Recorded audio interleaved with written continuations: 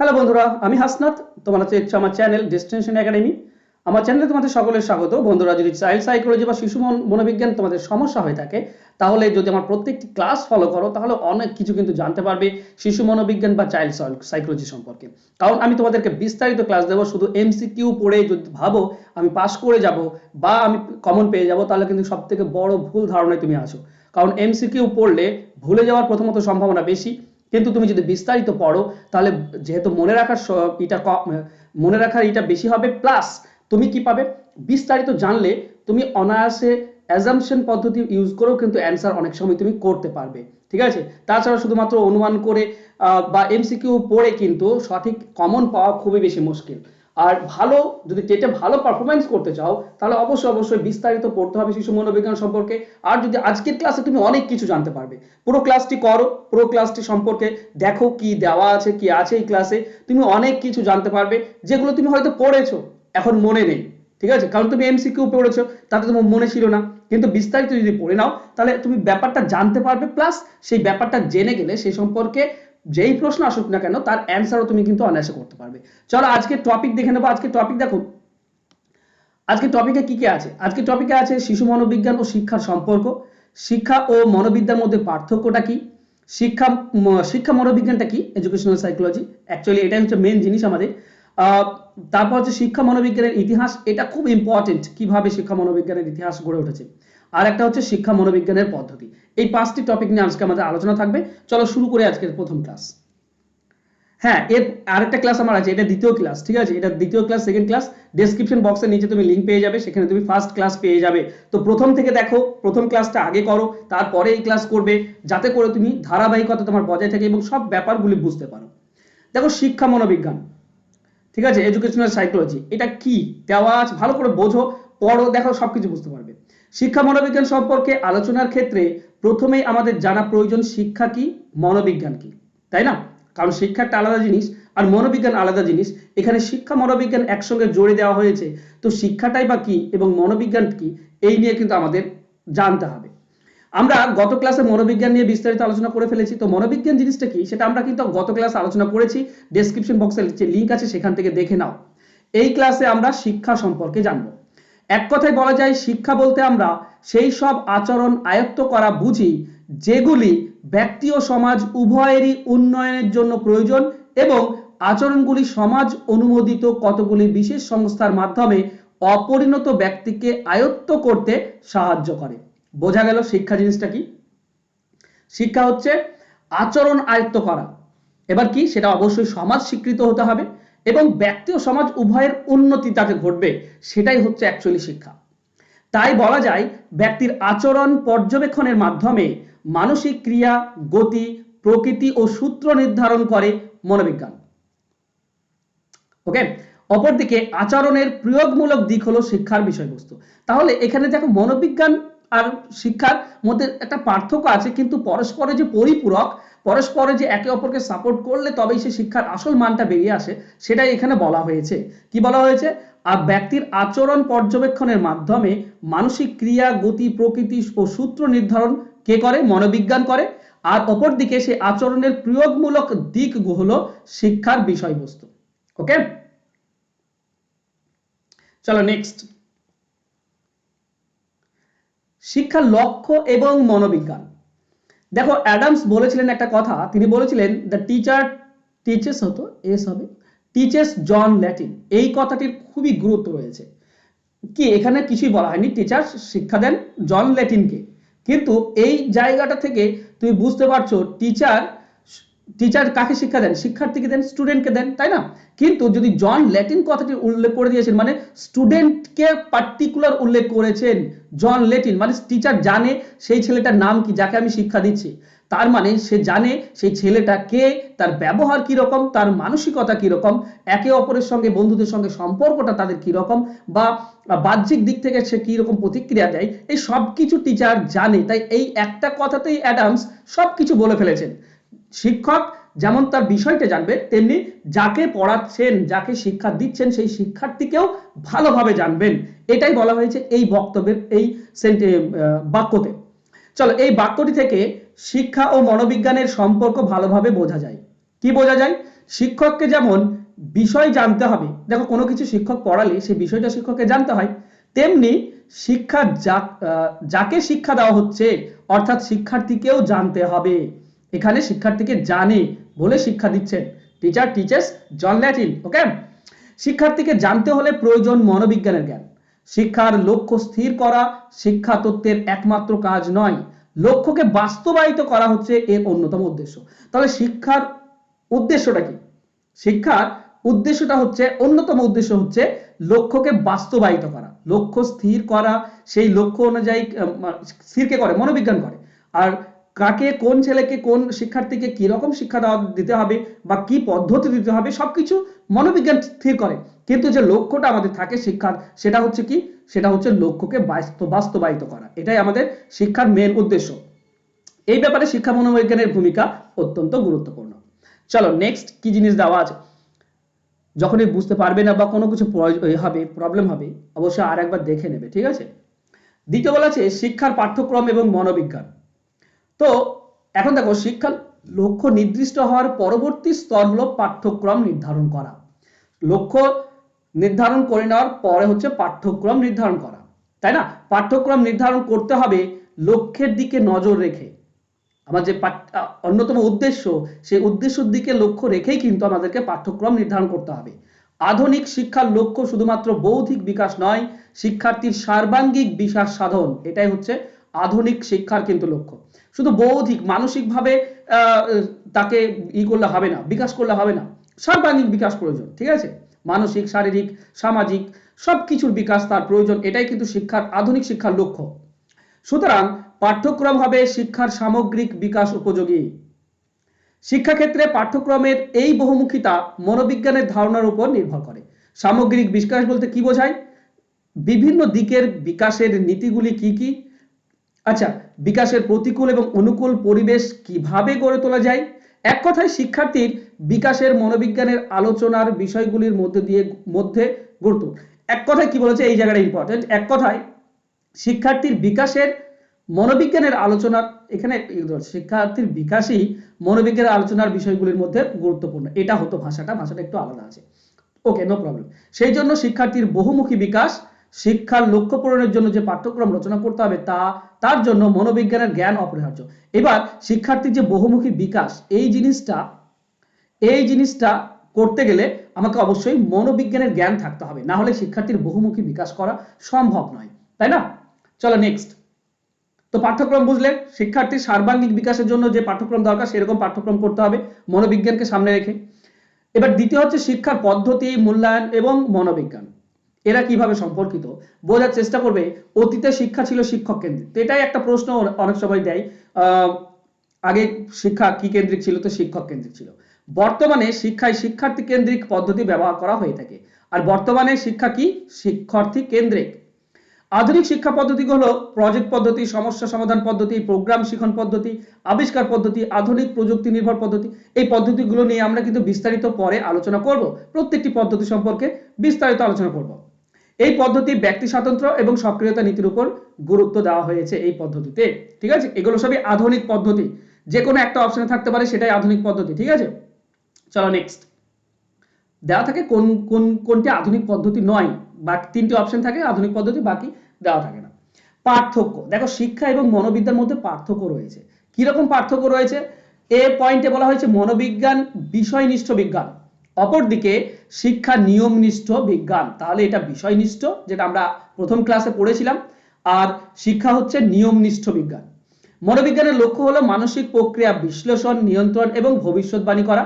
মানুষের পক্ষে কোনটা ভালো বা কোনটা মন্দ সেটা বিচার করা মনোবিজ্ঞানের বিষয় নয়, ঠিক আছে? তো মনোবিজ্ঞানের বিষয় নয় কোনটা ভালো বা কোনটা মন্দ, এর মানসিক প্রক্রিয়া বিশ্লেষণ করা, নিয়ন্ত্রণ এবং ভবিষ্যৎবাণী করা, এটাই হচ্ছে মনোবিজ্ঞানের কাজ। ভালো মন্দ বিচার করা কিন্তু মনোবিজ্ঞানের কাজ নয়। কিন্তু শিক্ষা সেই সব দিক বিশ্লেষণ, নিয়ন্ত্রণ, ভবিষ্যৎবাণী করা যেই সব ব্যক্তি ও সমাজের পক্ষে কল্যাণকর। শিক্ষা নির্ধারণ করে কোনটা ভালো কোনটা মন্দ, কোনটা ছেলের জন্য ভালো হবে কোনটা মন্দ হবে, সেটা নির্ধারণ করে শিক্ষা। এটা একটা গেল।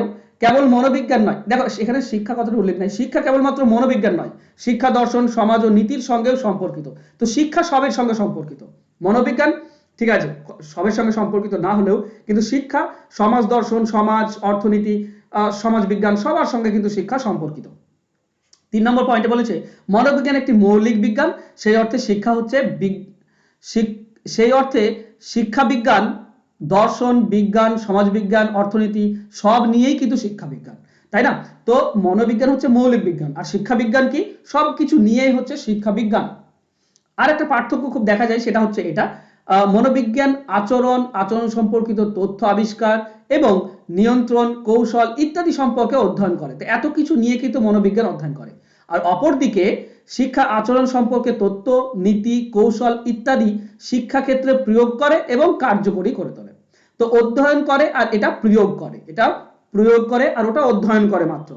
তো অধ্যয়নের পরে শিক্ষা যেটা সেটা প্রয়োগ করা হয়। এটাই ছিল পার্থক্য কয়েকটা।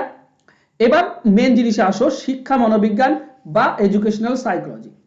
দেখো এই জায়গাটায় আমাদেরকে ভালো করে বুঝতে হবে শিক্ষা মনোবিজ্ঞানটা কি। শিক্ষা আলাদা জিনিস, মনোবিজ্ঞান আলাদা জিনিস, ঠিক আছে? তো শিক্ষা মনোবিজ্ঞান আলাদা জিনিস।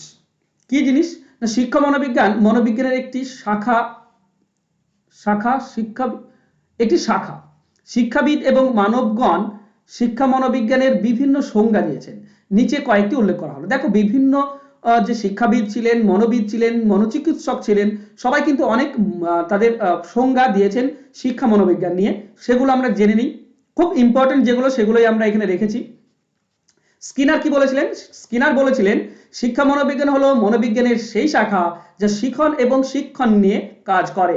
তো মনোবিজ্ঞান, শিক্ষা মনোবিজ্ঞান কি? মনোবিজ্ঞানের একটি শাখা, যে শাখা শিখন এবং শিক্ষণ নিয়ে কাজ করে। এটা স্কিনার বলেছিলেন, মনে রাখতে হবে, হুবহু মনে রাখতে হবে। মনোবিদ বার্নার্ড কি বলেছিলেন?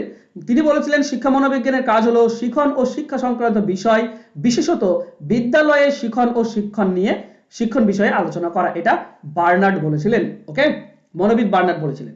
নেক্সট, ক্রো এন্ড ক্রো মনে করেন কি বলেছিলেন? ক্রো এন্ড ক্রো কি তারা বলেছিলেন শিক্ষা মনোবিজ্ঞান কেবল শিক্ষার্থীর শিক্ষামূলক আচরণ অনুশীলন করে, বিষয়টি ব্যক্তির জন্ম থেকে পরিণত বয়স পর্যন্ত শিক্ষামূলক অভিজ্ঞতা বর্ণনা ও ব্যাখ্যা করে, তাই না? তো শিক্ষা মনোবিজ্ঞান হচ্ছে কি?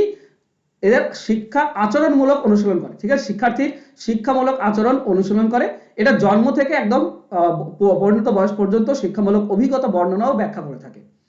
জাড কি বলেছিলেন? জাড বলেছিলেন শিক্ষা মনোবিজ্ঞান হলো সেই বিজ্ঞান যা ব্যক্তি জীবনের জন্ম থেকে মৃত্যু পর্যন্ত বিকাশের বিভিন্ন স্তরের যে পরিবর্তন ঘটে তার বর্ণনা ও ব্যাখ্যা করে। শিক্ষা মনোবিজ্ঞান এটা করে থাকে, এটা সংজ্ঞা দিয়েছিলেন জাড। পিল কি বলেছিলেন? পিল বলেছেন শিক্ষা মনোবিজ্ঞান হলো শিক্ষা বিজ্ঞান। খুবই সহজ এবং সিম্পল ভাষায় এক কথায় প্রকাশ করে দিয়েছেন, শিক্ষা মনোবিজ্ঞান হলো শিক্ষা বিজ্ঞান। কলেনসিক কি বলেছিলেন? কলেনসিক বলেছিলেন শিক্ষা প্রক্রিয়াকে ব্যাখ্যা ও উন্নত করতে মনোবিজ্ঞানের যেসব তথ্য ও নীতি সহায়ক সেগুলির অনুশীলনই হলো শিক্ষা মনোবিজ্ঞান। এটা কলেনসিক বলেছিলেন। ওকে, তো এগুলো আমাকে মনে রাখতে হবে। আমি পিডিএফ ফাইল তোমাদেরকে দিয়ে দেবো, আমার টেলিগ্রাম চ্যানেল আছে, নিচে ডেসক্রিপশন বক্সে আমার টেলিগ্রাম চ্যানেল আছে, সেখান থেকে তোমরা এর পিডিএফ ফাইল দেখে নিও। আর অনেক ইম্পর্টেন্ট, এবার দেখো তোমরা অনেক কিছু তথ্য জানতে পারবে, শিক্ষা মনোবিজ্ঞানের ইতিহাসে অনেক কিছু তথ্য জানতে পারবে। একটু পড়ে নাও, দেখো সবকিছু তোমার সামনে, মানে মনে রাখাটা খুব সহজ হয়ে যাবে। গ্রিক দার্শনিকদের সময় থেকেই শিক্ষা মনোবিজ্ঞানের বিকাশের সূচনা হয়। পাশ্চাত্যের দার্শনিক ডেমোক্রিটাস হলেন প্রথম দার্শনিক যিনি শিশুর ব্যক্তিত্ব বিকাশে গ্রহের প্রভাব উল্লেখ করেছিলেন। এখানে একটা প্রশ্ন তুমি পাচ্ছ, পাশ্চাত্যের দার্শনিক কে বলেছিলেন, মানে শিশুর ব্যক্তিত্ব বিকাশে গ্রহের প্রভাবের কথা কে উল্লেখ করেছিলেন? ডেমোক্রিটাস। ওকে, ইনি প্রথম বলেছিলেন। এরপর দেখো খ্রিস্টপূর্ব 4র্থ দশকে প্লেটো এবং অ্যারিস্টটল একক শিক্ষা ব্যবস্থা গড়ে তোলেন। একক শিক্ষা ব্যবস্থা গড়ে তোলেন কে কে? না, প্লেটো এবং অ্যারিস্টটল, এবং মনস্তাত্ত্বিক নীতির সঙ্গে এর সম্পর্কের কথা বলেছিলেন।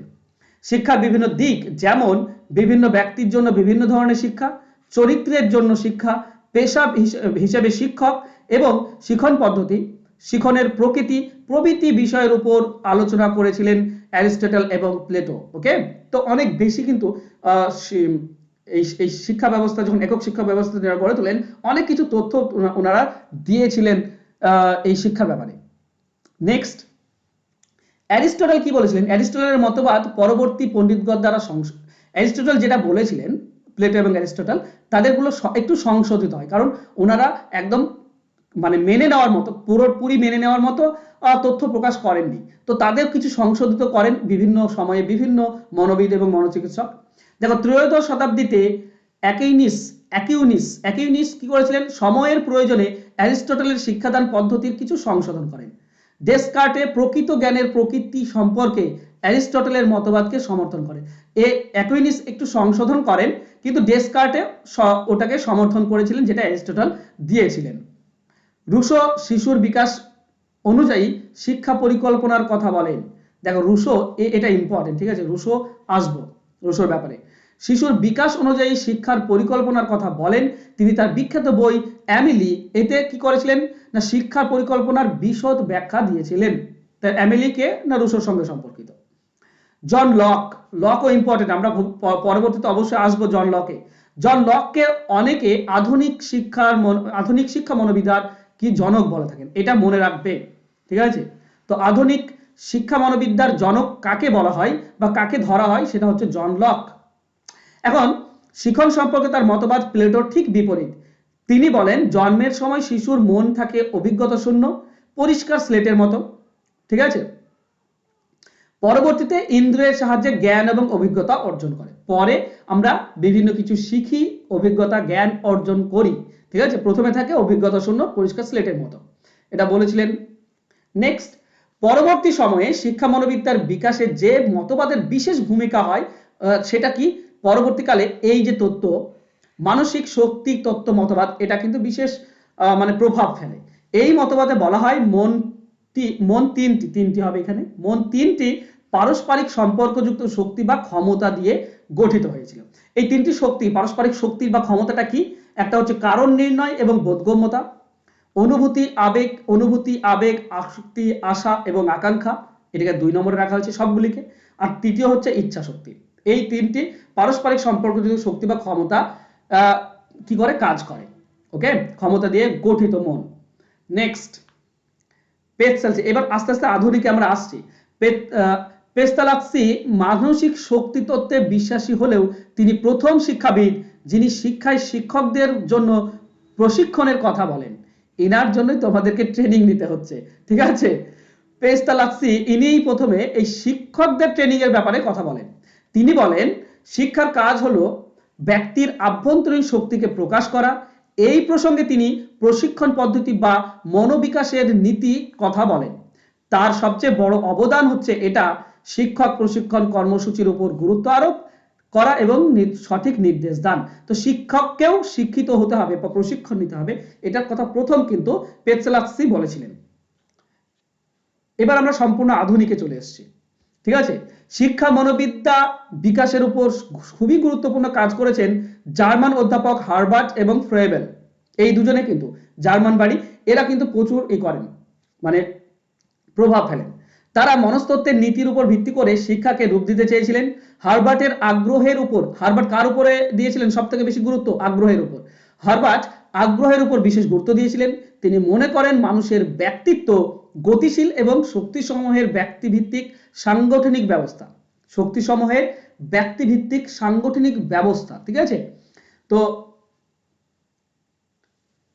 ওকে, ব্যক্তিত্ব হচ্ছে গতিশীল এবং শক্তিসমূহের ব্যক্তিভিত্তিক সাংগঠনিক ব্যবস্থা।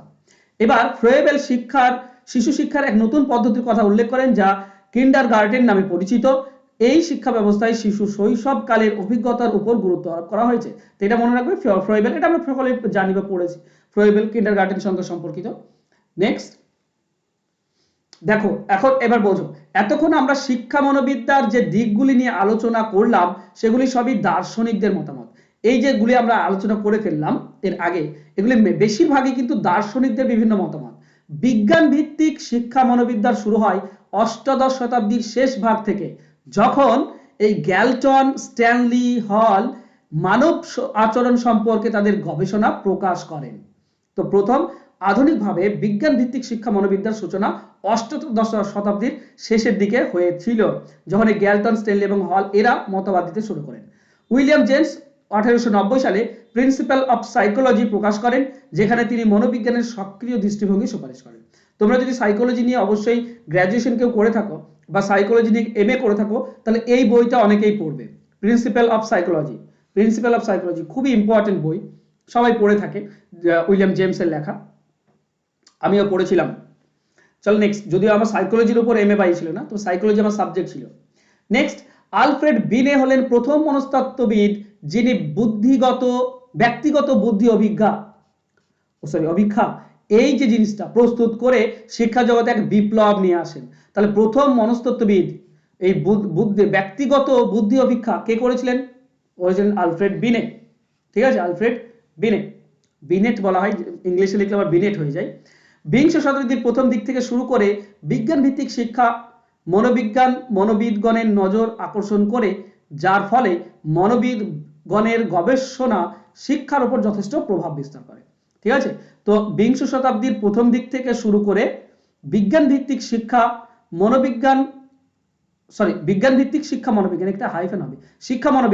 মনোবিজ্ঞানের নজর আকর্ষণ করে, যার ফলে মনোবিদগণের গবেষণা শিক্ষার উপর যথেষ্ট প্রভাব বিস্তার করে। ওকে, আশা করছি অনেক তথ্য তোমরা এখান থেকে পেয়েছো। এবার আমরা আসবো শিক্ষা মনোবিজ্ঞানের পদ্ধতি। ইতিহাস আমরা জানলাম, এবার শিক্ষা মনোবিজ্ঞানের পদ্ধতি। দেখো, শিক্ষা মনোবিজ্ঞানের 5টি পদ্ধতির কথা বিশেষভাবে উল্লেখ করা হয়েছে।